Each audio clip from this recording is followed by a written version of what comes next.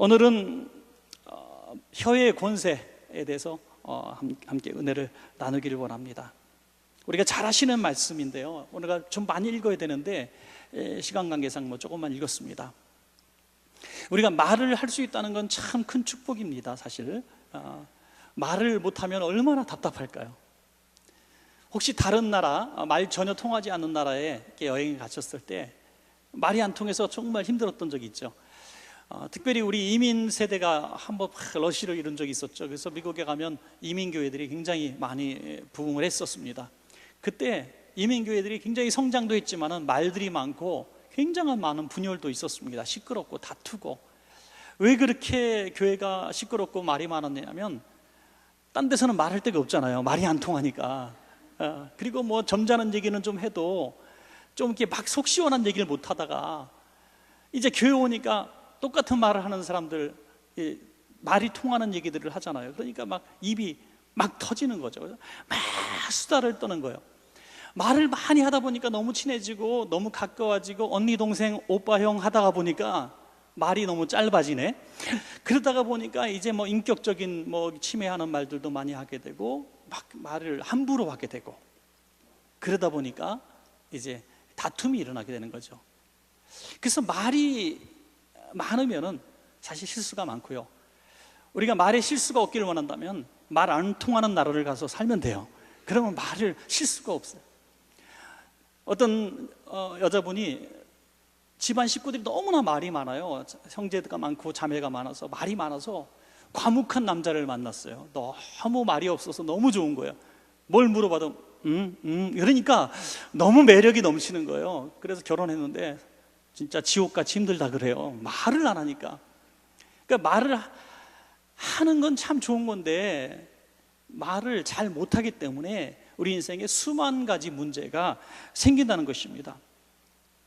말은 참 복이고 하나님이 우리에게 가르쳐 주신 굉장히 귀한 선물입니다. 그런데 누구나 말에 실수가 많다는 것을 인정해야 한다는 것이죠. 3장 2절에 보니까 우리가 다 실수가 많으니 만일 말에 실수가 없는 자라면 곧 온전한 사람이라 능히 온몸도 굴레 씌우리라. 말에 실수가 없는 사람은 어떤 사람이요? 온전한 사람. 여러분, 세상에 온전한 사람이 어디 있어요? 근데 말에 실수가 없으면 온전한 사람. 이 말은 뭐냐면 말에 실수가 없는 사람은 있다 없다? 없다. 모두 다 말에 실수가 있다는 것을 우리 인정하고 들어가야 이 문제가 해결되어집니다. 말에 실수가 없으면 온몸을 굴레 씌운다는 게 뭐냐면 이제 짐승에게 이렇게 모자 같은 거 씌워가지고 좌우 서가 이런 거 할 수 있다는 거죠. 인생의 굴레. 다시 말해서 내가 말에 실수가 없는 사람이면 내 인생을 서라 가라 하지 마라 하라를 내가 주장할 수 있다는 거예요. 우리가 인조인간도 아니고 로봇도 아니고 컴퓨터도 아니고 어떻게 내가 내 인생을 이렇게 정확하게 인정할 수 있습니까? 우리는 날마다 괴로워하는 게 뭐예요? 아이고, 이 주둥아리 또 실수했다 이거잖아요. 그죠? 오늘 내가 하지 말아야 될 행동을 또 했다 후회하는 거죠. 그래서 온전한 사람이 없다는 겁니다. 이걸 인정하라는 거죠. 그래서 오늘 이 시간에는 이 혀 때문에 인생이 많이 손해를 보신 분들이 있을 거예요. 지금도 많이 힘들어하는 분도 있고 이 말 때문에 많은 성도님과의 관계가 참 어려워진 분도 있을 겁니다. 받을 복에 mond전해서 받지 못한 분들 많을 거예요. 오늘 짧은 시간이지만 더위를 이기고 나오셨으니까 오늘 한번 팔자를 고치는데 내 입에 입술을 한번 변화시켜서 내 인생을 한번 변화시키기로 작정하시는 복 있는 시간 되시기를 주의 이름으로 축원합니다. 여러분, 오늘 입술에는 먼저 큰 권세가 있다는 걸 인정해야 돼요. 내가 생각 없이 말했어 이제 그러면 안 된다는 거예요. 입술에 권세가 있기 때문에 생각 없이 말하면 안 돼요. 핵폭탄 버튼이 있잖아요. 그냥 한번 눌러봤어 이거 돼요? 안 되잖아요. 금방 눌러봤어가 안 되는 겁니다. 이거는 은행에 계좌로 돈 송금하는데 10만 원을 보내야 되는데 동그라미 하나 더 눌러볼까? 그 눌러보는 사람이 세상에 어디 있어요? 말이란 것은 그냥 대충 쉽게 해서는 안 된다는 거죠. 왜? 권세가 있기 때문에. 오늘 3절부터 6절까지 보면 이 입술이, 혀의 권세가 어떻게 있는가? 말의 재갈과 같고 배의 키와 같고 자그마한 불과 같다. 이 세 가지로 말씀하고 있거든요. 이게 다 어떤 순기능, 역기능이 있잖아요. 긍정적인 부분이 있고 부정적인 부분이 있어요. 말에 재갈이 없으면 말을 어떻게 움직입니까? 하지만 이 재갈을 물린 말을 내가 벼랑 끝으로 물면 말이 죽죠. 배도 마찬가지고 이 키가 없으면 어떻게 내가 원하는 데 가고 원하는 항구에 서겠습니까? 그런데 이 키를 내가 잘못 조정하면 바다에서 뺑뺑 도는 표류하는 배가 될 수밖에 없는 것이고, 내 불을 잘 쓰면 요리를 잘 해 먹을 수 있고 또 밝힐 수 있지만은 내 불을 함부로 사용하면 다 집을 흘러당 태워버리고 산불을 나게 만드는 아주 부정적 기능이 된다는 거예요. 입술이 그렇다는 거예요. 권세가 있고 능력이 있는 게 내 입술인데 이걸 내가 잘못 써서 내가 고통을 받고 다른 사람을 고통 속에 내가 몰아넣는 일들이 우리 인생에 너무나 많다는 거예요. 그래서 오늘 시간에 내 입술이 그냥 대충한 입술이 아니라 이렇게 권세 있는 입술을 내가 잘못 쓴 것이 있다면 오늘 회개하고 돌이키시고 오늘 이 순간 이후로부터는 하나님은 참 감사한 분이에요. 과거를 묻지 않으시니까 과거 때문에는 이젠 더 이상 고민하지 마. 내가 그때 왜 이 말을 했던가, 내가 왜 그때 그런 상처를 입혔던가, 그런 생각하지 마시고 오늘부터 내 입술의 권세를 하나님이 기뻐하시는 데만 사용할 수 있기를 간절히 축복합니다. 여러분, 이게 충분히 저는 가능하다고 봅니다. 하나님은 모든 역사를 변화시키시고 또 만들어 가시는 하나님이라면 우리의 입술 하나 변화시키지 못하시겠습니까? 여러분, 혀의 위험성은 충분히 우리가 잘 봤습니다. 잠언 18장 21절에 보니까 죽고 사는 것이 혀의 권세에 달렸다. 살고 죽는 것도 혀에 따라서 달렸다. 말 한마디 잘못해서 죽을 수도 있고 살 수도 있다는 겁니다. 여러분, 민수기 14장에 보니까 이스라엘 백성이 광야 생활 가운데에 내가 이럴 줄 알았으면 애굽에서 죽는 게 나을 뻔했다, 광야에 차라리 죽는 게 나을 뻔했다, 이렇게 불평 원망할 때에 하나님이 뭐라고 말씀하십니까? 내가 너희 말하는 것을 들었다, 그래서 너희 들은 대로 행하리라. 여러분, 우리가 말한 대로 하나님이 들으시고 행했다는 것은 우리의 언어의 한마디가 우리의 믿음이라는 거죠. 믿음대로 되게 해주시겠다는 겁니다. 그러니까 앞으로 죽겠다 죽겠다 이렇게 하지 말고 뭐라고요? 살겠다 살겠다. 근데 어떤 분이 아유 그냥 죽겠다 하려다가 아유 살겠다, 얼굴 살겠다 그러는데 제가 듣기는 죽겠다나 똑같더라고요. 그게 살겠다가 아니라 그냥 죽지 못해 살겠다고 말하는 거지 믿음 있는 말이 하나도 아니더라고요. 집사님 잘 되세요, 요즘 사업 어렵다는데 요즘에 경기가 어려운데 잘 돼요. 아유 잘 될 줄로 믿어요. 잘 될 거죠. 뭐 하나님이 살아계신데. 근데 제가 듣기로는 그게 완전히 믿음 없는 말을 하는 걸 다 알겠는데 하나님이 속으시겠어요? 그는 입술의 표면적인 말의 표현을 말씀하시는 것이 아니라 우리의 믿음을 말씀하시는 거거든요. 이 믿음 뿌리, 이 말의 뿌리를 말씀하시는 거예요. 정말 어려운 가운데서도 내가 믿음이 있어서 잘 될 줄로 내가 믿습니다. 지금은 어렵지만 잘 될 줄로 믿습니다. 나을 줄로 믿습니다. 이렇게 말을 할 수 있다는 것은 그 믿음이 입술을 통해서 증거되는 것이고, 불신과 믿음 없음이 입술을 통해서 증거되는 것입니다, 여러분. 그래서 우리는 절대로 이 입술에 은혜로운 입술, 믿음의 입술을 우리가 가져야 되는데, 에베소서 4장 29절 보니까 무릇 더러운 말은 너 입 밖으로 내지 말고 오직 덕을 세우는 데 소용대로 선한 말을 하여 듣는 자들에게 은혜를 끼치게 하라. 여기서 잠깐 한번 생각해 볼까요? 여러분, 은혜, 오늘 목사님 말씀에 참 오늘 은혜 받았습니다 이렇게 인사 말씀도 많이 하셔요. 요즘엔 참 제가 듣도 보지 못한 인사말이긴 하지만 하여튼 목사님 말씀에 은혜 많이 받았어요. 오늘 제가 설교 은혜 받았고요, 성경 읽다가 은혜 받았고요, 오늘 찬송 듣다가 은혜 받았고요. 그랬는데 내가 집사님 말씀 듣고 오늘 장로님하고 대화하다가 내가 목사님하고 대화하다가 은혜 받았습니다, 이 말을 들어보신 분은 손을 조금만 들었다 내려오시면 제가 왜 이렇게 하라고까지 하냐면 여러분 머리 바짝바짝 쓰게 말씀드리는 거예요. 지금 최근에 여러분에게 누군가 내가 당신 때문에 은혜 받았습니다, 강단에 선포되는 목사님 말씀에 은혜 받았다는 게 아니라 제가 집사님 때문에, 구역장님 때문에 내가 너무 은혜 받았어요, 이 말을 듣는 분은 복이 있는 줄로 믿습니다. 이 말을 듣지 못했다면 우리가 깊이 한번 생각해 봐야 되는 거예요. 왜냐하면 내가 오늘 말씀대로 살지 못한 거거든요. 은혜 되는 대로 은혜를 끼치게 하는, 소용되는 대로 은혜를 끼치게 하는 말을 하지 못했다는 거예요. 그것은 뭐냐면 내 입술이 덕스러운 입술이 아니라는 거예요. 오히려 내가 부정적이고 찌르고 미운 말은 하지 않았지만 그렇다고 해서 은혜 끼치는 말도 하지 못했다는 거예요. 그분을 생각하면 나 죽겠다, 힘들다, 누구 뭐 어떻더라, 불평하고 비판하고 실망하고 원망하고 짜증내고 정치 얘기, 찌든 얘기, 경제적인 안 되는 얘기, 이런 얘기들만 그 얼굴에 확 단어들이 떠오른다면 오늘 그분의 삶은 정말 복잡한 삶이죠. 저는 집사님 말씀 듣고 은혜 받았습니다. 살 소망을 가졌습니다. 제 인생이 바뀌었습니다. 저는 구역장님 때문에 죽으려다가 제가 살 소망을 가졌습니다. 이래야 될 줄로 믿습니다, 여러분. 야고보서 3장 오늘 7절 8절 보니까 여러 종류의 짐승과 새와 벌레와 바다의 생물은 다 사람이 길들일 수 있다. 벌레까지도. 우리가 그 가끔 뭐 텔레비전 같은 데 보면 조련사들이 나오는데 별의별 거 다 하더라고요. 진짜 뭐 벌레, 뭐 조그만 곤충들, 뭐 이런 거, 뭐 쥐 같은 것들, 뭐 이런 것들도 조련을 하더라고요. 참 대단한 것 같아요. 그런데 그런 미물들도 할 수 있는데 사람의 혀는 길들일 수가 없다. 이거는 훈련으로 연단으로 될 게 아니라는 얘기예요. 자, 그렇다면 우리는 오늘 이 입술을 어떻게 그러면 은혜를 끼치는 입술이 돼서 나도 복을 받고 다른 사람도 복을 받고 하나님이 기뻐하시는 복받는 언어 생활을 할까?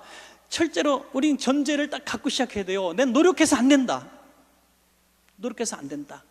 노력해서 점잖은 척 할 수 있어요. 그런데 그건 본심이 아니거든요. 어떤 사람 보면 굉장히 점잖아요. 아주 학식도 있고 또 점잖은 그룹에서 많은 사람을 삶을 살아서 언어도 굉장히 고급 언어들을 쓰고 아주 훌륭한 분들이 있어요. 그래서 아주 젠틀해요. 그런데 어느 상황에 딱 가니까 본심이 나오더라고요. 네. 그건 언어는 길들일 수 없는 거예요. 그냥 자기가 그렇게 자기를 이렇게 훈련하고 연단한 것 뿐이죠.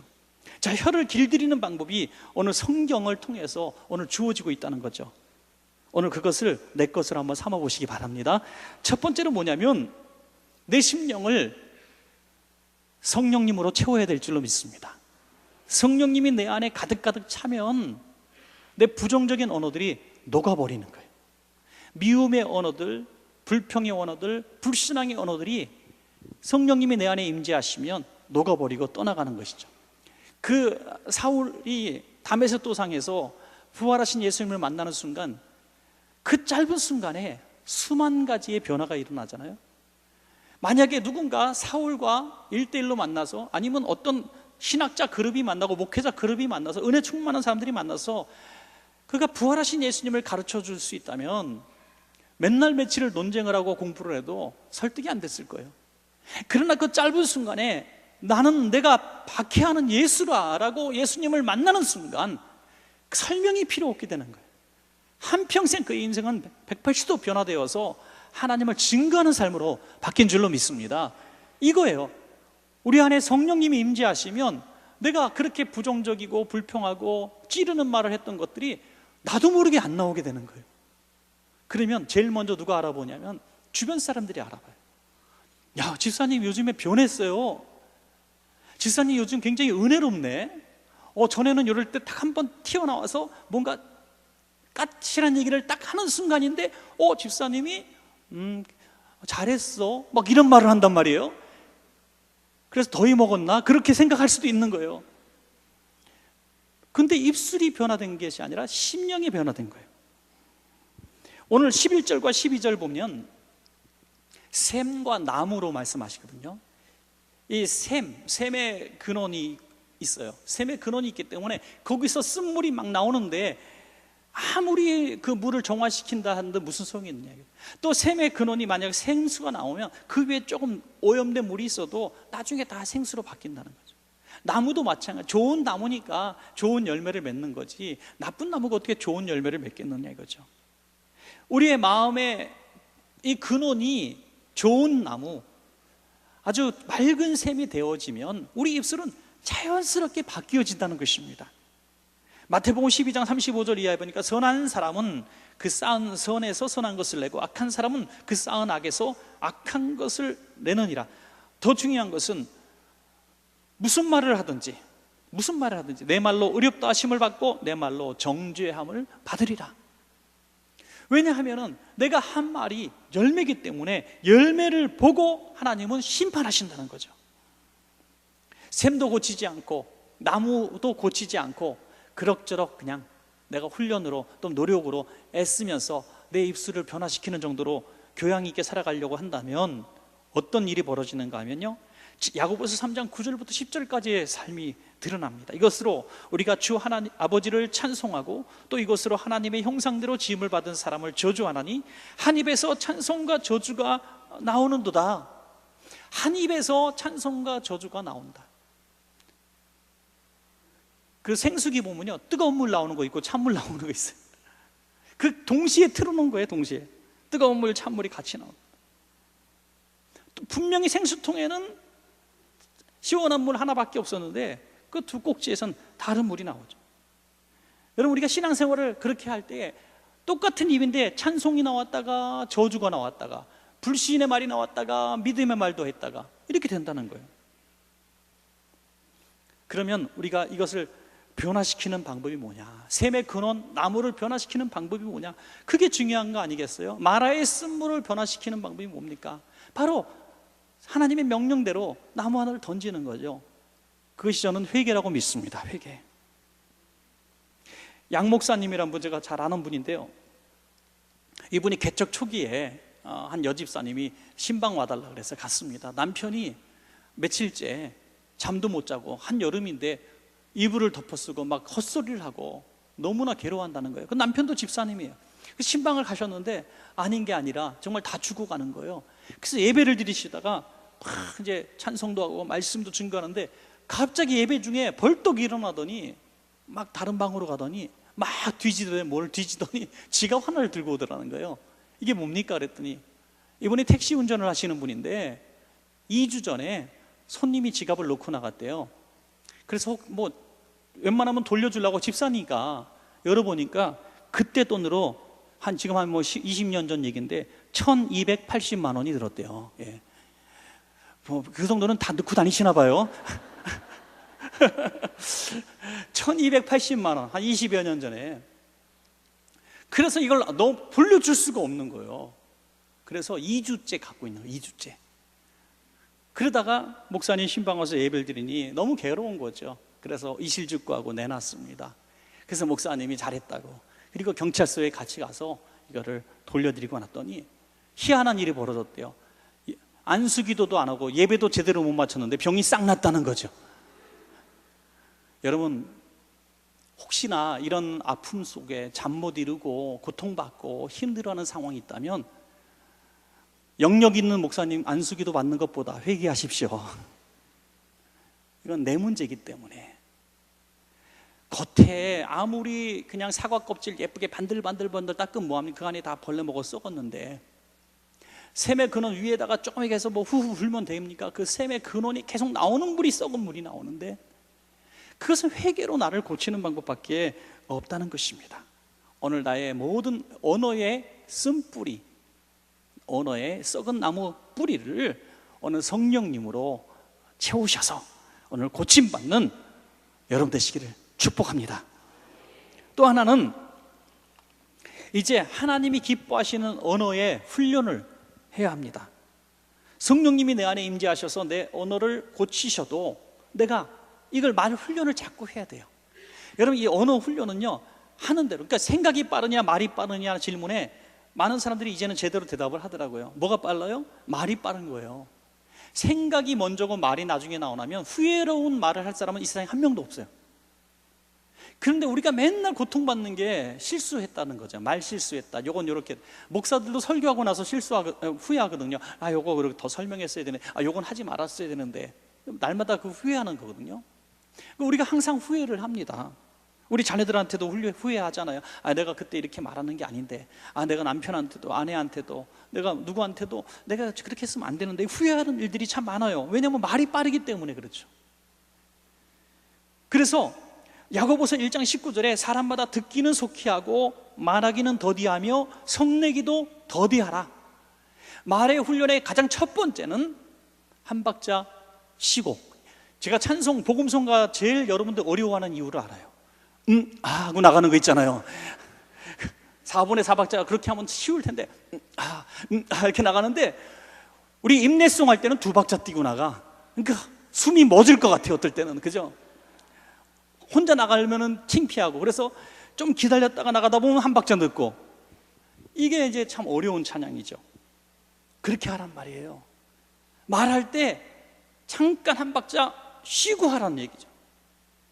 지금 막 말을 하지 말고 한 번 쉬고, 내가 이 말을 해도 되는가 하고 생각하면 90%의 말은 안 하게 될 거예요.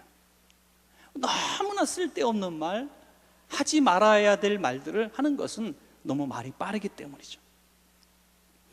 정말 말 청산일수 같이 잘하고 예쁜 말 잘하고 정말 교양 있는 말 많이 하는 분도 말이 많으면 실수가 많아요. 차라리 말수 적고 말 못하는 사람보다 흠이 더 많이 생기는 겁니다. 텔레비전에 매일같이 뉴스거리 나오는 사람들 뭐 때문에? 다 말 때문에. 뭐 말 한마디 딱 집어서 구설수에 올라가지고 자기 인생이 나락으로 떨어지기도 하는 것입니다. 그래서 다윗은 시편 141편 3편에 3절에 말씀하시기를, 주여 내 입술에 뭘 세워달라고요? 파수꾼. 할렐루야. 파수꾼이 뭐야? 딱 문 앞에 지키고 있다가 통과, 너 못 나가, 이렇게 한다는 거죠. 입구를 딱 지키고 있어서 나가지 마. 성령님이 내 입술을 딱 지키셔서 이 말을 하지 마 라고 가르쳐 주실 동안 순종하고 기다리는 것이 1박자 늦게 하는 겁니다. 우리가 그 얼굴 웃는 것도 사실 훈련이잖아요. 웃는 것도 되게 어색한 분들이 많이 있어요. 자꾸 웃어야 되거든요. 자꾸 웃으면 웃는 얼굴이 되는데, 내가 웃으면 안 되지 하면서 굉장히 신중하신 분들이 있어요. 아니, 저처럼 웃기게 설교하는 목사도 그렇게 많지 않을 텐데 안 웃는 거 보면요, 그냥 기적이에요, 그분은. 예. 왜 안 웃느냐? 웃기지 않아서 안 웃는 거 첫 번째. 두 번째, 내가 웃으면 내가 우습게 보일까 봐 안 웃는 사람이 있고요. 세 번째, 웃는 것을 해본 적이 없는 사람이 있어요. 우리 가끔 보면 개그 프로 그런 것도 재밌는 웃기는 영화 같은 거 보다가 보면 다 막 웃고 옆 사람 때리고 웃는데 저게 왜 웃겨? 이러는 사람이 있어요. 정말 안 웃겨서 그런다고 생각하면 99%는 왜 웃냐 이거죠. 내가 뭔가 지금 웃음에 대해서 너무 익숙하지 않은 거예요. 물론 삶이 너무 어려워서도 그렇겠죠. 너무나 각박하고 힘들고 피곤한 삶을 살기 때문에 그럴 수도 있어요. 그렇다면 방글라데시 사람들, 저기 아프리카 사람들은 완전히 심각하게 얼굴을 살아야 되는데 걔네들은 더 웃어. 해맑게 웃어요. 아주 그냥. 그건 웃음은 훈련이라는 거죠. 문화라는 거예요. 그러니까 우리가 계속 웃는 얼굴을 훈련해야 되는 거예요. 예수가족교회 제가 매년마다 연초에 하루 저녁 부흥회를 가는데 정말 저도 익숙하지 못해요. 너무 어떻게 할 수가 없어. 그건 뭐냐면 한 거의 1분 이상 소리내서 웃는 거야. 하하하 하고 교인들이 웃는데 저는 제가 얼마나 어색한지 몰라요. 그 문화 속에, 그 약간 이상한 문화 속에 제가 들어갈 수가 없어. 그런데 여기 와서 제가 만약에 1분 동안 우리 큰 소리로 입을 쫙 벌리고 윗니 아랫니 다 보이게 웃읍시다 하고 얘기하면 어떤 생각을 하고 저를 쳐다볼까? 제가 그게 두려워요. 어디 가서 또 미쳐갖고 왔구나. 더 날씨가 덥긴 덥네. 30 몇 도 되더니 열이 올랐구나. 별소리 다 하실 것 같아요. 그런데 여러분, 웃어야 돼요. 웃어야 됩니다. 웃음도 훈련입니다. 그래서 우리가 긍정적인 말, 선한 말, 살리는 말 하는 것, 언어들을 자꾸 훈련하셔야 됩니다. 그거 평생 안 해본 사람들은 할 수가 없어요. 여러분, 칭찬, 격려, 잘한다 이런 말 안 해본 사람들 한번 하려면요, 입이 딱 붙어갖고 벌어지지가 않아요. 절대 못합니다. 네. 옆에 있는 분에게 한번 해볼까요? 제가 얼굴 딱 볼 거예요. 여러분들이 제대로 익숙한 말인지. 주의 이름으로 사랑하고 축복하며, 이거는 정말 잘하는 말인데 이것도 안 하신 분들이 있을 거예요. 자, 다시 한번 할까요? 주의 이름으로 사랑하고 축복합니다. 네. 제가 다 봤어 벌써. 가식적으로 하신 분이 좀 있어요. 예. 전혀 진심이 안 담겼어. 그런데 저 어떤 분은 정말 얼굴이 너무 익숙하게 활짝 웃으면서 그렇게 한단 말이에요. 이거는요, 그만큼 우리가 익숙하게 훈련이 된 거예요. 우리 세 가족이요, 제일 힘들어하는 부분이 뭔지 저는 알아요. 세 가족이 딱 왔는데, 엄숙한 교회에서 예배를 신앙생활하던 분이 우리 원천교회 왔는데, 주의 이름으로 사랑하고 축복합니다. 사랑이 안 나오는데, 사랑이 30년 같이 산 아내한테도 한 번도 안 한 말이 어떻게, 처음 본 이웃집 여자한테 어떻게 사랑한다는 말이 나오냐는 거예요. 남의 집 사는 사람한테. 그럴듯하죠. 그럴 수 있습니다. 근데 우리는 매주마다 하기 때문에 그냥 훈련이 된 거잖아요. 사랑합니다, 축복합니다. 이거 훈련하라 이거예요. 여러분, 앞으로 여러분이 긍정적인 언어에 어떤 좋은 문구를 하나 만들어 보세요. 여러분들만의 어떤 특색 있는 말 같은 거. 이러면 뭐 잘 될 줄로 믿습니다라든지, 정말 당신 같은 사람이 정말 이 세상에 있을까요? 축복합니다. 당신은 성공할 거예요. 집사님은 어떻게 볼 때마다 이렇게 은혜로워요. 뭐 이런 입에 발린 소리라도 계속 훈련할 수 있는 나만의 독특한 격려의 말들, 이런 것들을 한번 많이 만들어 보세요. 어떤 권사님 보니까 맨날 감사합니다, 감사합니다. 지금 돌아가신 우리 권사님 갑자기 그리워하시는 분들이 있을 거예요. 그 권사님 그러시잖아요. 고맙습니다, 감사합니다. 가끔씩 그리워요. 그 목소리가 제가 귀에 막 들려요. 돌아가셨지만 그 어르신이 그냥 백발의 어르신이 고개 숙이면서 이렇게 감사해요, 감사해요, 감사해요. 지금도 귀에 막 쟁쟁쟁한 것 같아요. 다른 거 아무것도 기억이 나지 않았는데 그분의 그 감사, 한 번도 다른 말을 들어본 적이 없고 기억도 나지 않아요. 누군가 여러분의 이름을 대면서 그분을 연상하면 어떤 말이 떠오릅니까? 심각한 얼굴? 짜증내는 얼굴? 화내는 얼굴? 그러면 안 되잖아요. 자, 마지막 세 번째는 열매를 보고, 열매를 보는 그런 말을 해야 되는데, 어떤 열매냐면 의의 열매를 보는 말을 해야 된다는 것이죠. 의의 열매. 야고보서 3장 18절 말씀이에요. 화평하게 하는 자들은 화평으로 심어 의의 열매를 거두느니라. 여러분, 의의 열매는 심은 대로 나는 건데, 뭘 심으면 의가 나오냐면 화평을 심으면 의가 나온다는 거예요. 여러분, 놀라운 말 아닙니까? 저는 굉장히 놀랍게 생각하는데요. 선한 거, 의를 심으면 의가 나온다고 생각하면 뭐 그렇겠지 하는데, 화평케 하는 사람이 되라는 거예요.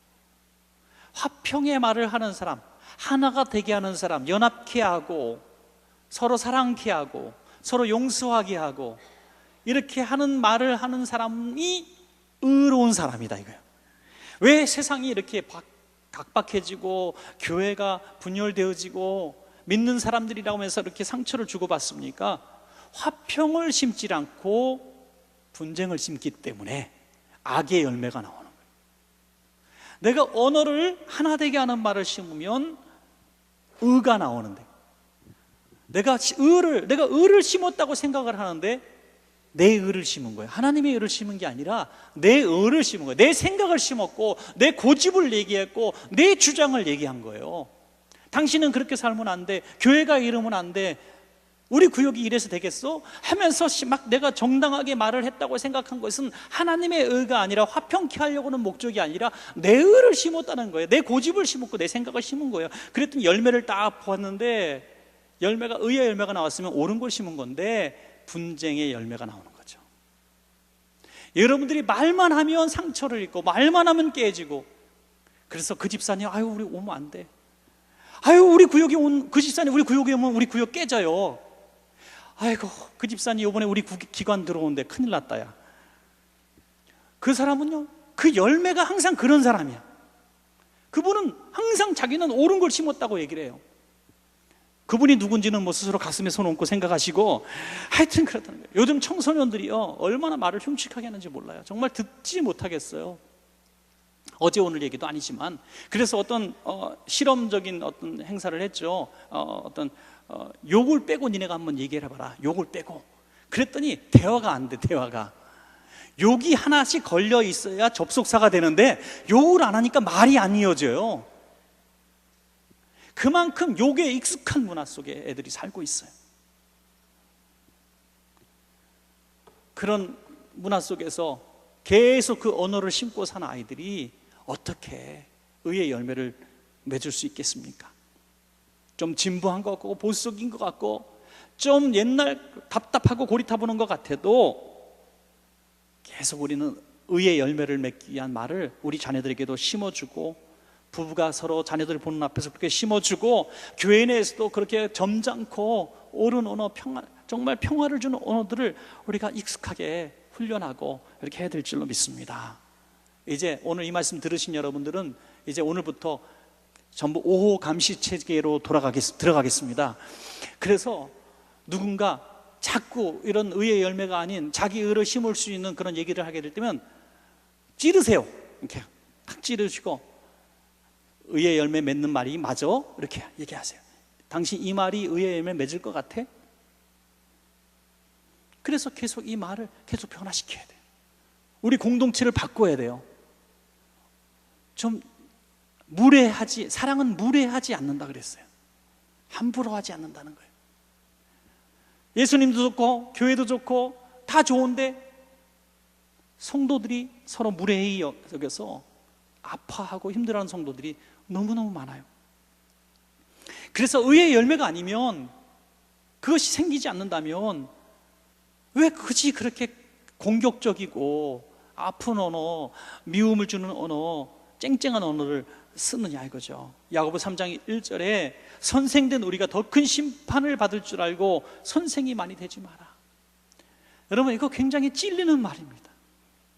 말 많이 하지 말라는 정도가 아니라 더 큰 심판을 받기 때문에, 말 많이 하는 사람은 더 큰 심판, 특별히 가르치는 위치에 있는 사람은 더 큰 심판을 받기 때문에, 높은 지위에 있는 사람은 더 큰 심판을 받기 때문에 되지 말라는 거예요. 차라리 되지 마라. 차라리 구역장, 차라리 교회 장로님, 목사님, 권사님 되지 말라 이거예요.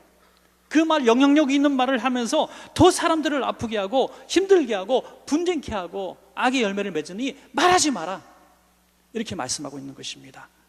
여러분, 하나님은 언제나 살리시는 분입니다. 살리는 분, 하나 되게 하시는 분입니다. 복 주시는 분입니다. 믿음을 주는 분입니다. 내가 예수 믿고 성경 읽다가 실족하여 망했노라, 이런 말씀이 어디 있어요? 말씀 읽으면 죽을 자도 살아나고 절망했던 사람이 희망을 갖게 되고요, 그런 예수님 믿는, 잘 믿는 사람, 구역장님 한 번 잘 만나서, 그런 주일학교 선생님 한 사람 잘 만나서 꿈을 갖게 되고 희망을 갖게 되고 미래에 하나님의 사람이 될 수가 있는 것입니다. 우리는 칼 든 사람이에요. 하나님의 사람들은 칼을 든 사람이에요. 우리가 저주하면 저주가 임해요. 우리가 복을 빌면 복이 임합니다. 이 칼로 사람을 살리는 수술 메스가 되게 하는지, 사람을 찌르는 강도의 칼이 되게 하는지 우리가 결정할 수 있습니다. 오늘 바라기는 우리 모든 원천 가족들은 오늘부터 의의 열매를 맺는 이런 정말 화평케 하는 귀한 언어의 소유자들 다 되시길 바랍니다. 말씀을 맺겠습니다. 우리 입술은 정말 권세가 있고 살리고 죽이는 능력이 있습니다. 그리고 우리가 지금까지 살아왔던 모든 나라는 존재는 내가 했던 말이 나를 만들었습니다. 그 집사님은 어떤 사람이야? 그 권사님은 어떤 사람이야? 그 목사님은 어떤 사람이야? 어떤 장로님은 어떤 사람이야? 라고 평가받는 것은 내 말을 들은 사람이 나를 평가하는 거예요. 내가 그분과 얼마나 교제했고, 내가 그분과 무슨 금전거래를 했길래 나를 그렇게 안다고 말하겠습니까? 내가 했던 말 때문이거든요. 그 말로 인해서 판단함을 받는 거예요. 그래서 우리는 이 말을 바꾸어야만 합니다.